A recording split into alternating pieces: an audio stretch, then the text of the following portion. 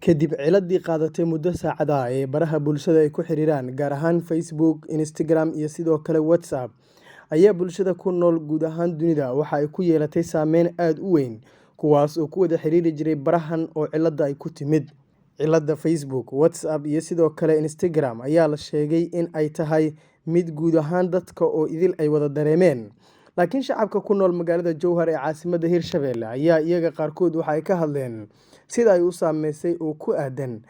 habsami u socodkooda iyo xiriirka ay ku sameyn jireen. Horta magacayga Cali Ibrahim Maxamed waa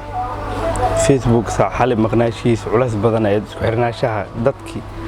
iyo wixii qofku wax ka rabtay qofkii wax isku lahaadaan wixii oo dhan culays ka kalimaad dad aad nambarkooda haynin oo aad Facebookooda haystaa jirto oo la waay saaki subax 3 saac ma aan aragno أنا مغناشيت هاد لاست أفرت ساعة اللي بوجاده بإنه قد جوجين أنا مركز دم بأفرت ساعة ونقصان نقضي اللي بوجاده بإنه علة جرته مركز ضد وعينا وحيد هنا فيسبوك يخدكوا كم خير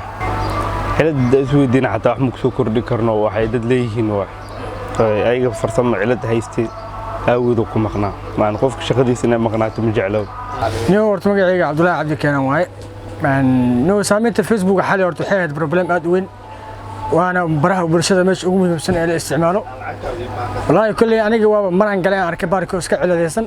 سامين أدوي ويش لا يحل دم ما استعمالنا بوسك حمابه العلس لا يبارة شنتي ساعة برو كوجاري لح ساعة فوت صار على تقولي مركي قرت الإنترنت كأم لي مركورو مركي دم بارتان كلا سبي إنه فيسبوك يها وقالي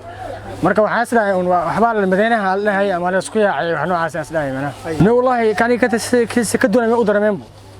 كاوس عاد أفوصلين فيسبوك كلمة حتى واتساب كهودو كم مقنع ما بقول كل حرة حلا ولا لقوا مقنعه خدك أبو جاري نيو أنا قريت أفر ما مسدو 6 ساعة يبر 4 ساعة وكذا عايو والله يعني سامين أتي فربنا الله شيء صوبته علي ورتو حالة شيء علت إني كنت سائلة فيسبوك واتساب ورك أنا سفي على حوض استعمال جري على فيسبوك سيدا أسوي حالي يعني بس كيف أنا على دورت وحنا كواركي علي نقضي ساعة baraha bulshada ayaa inta badan waxaa ku xiriira bulsho badan oo ku nool dalka iyo dibaddiisa waxaana ugu badan inta badan isticmaalka baraha bulshada inta badan dhalinyarada Soomaaliyeed oo iyaga aad u isticmaala. Cabdinaasir Socdaal, Hirshabelle TV, Jowhar.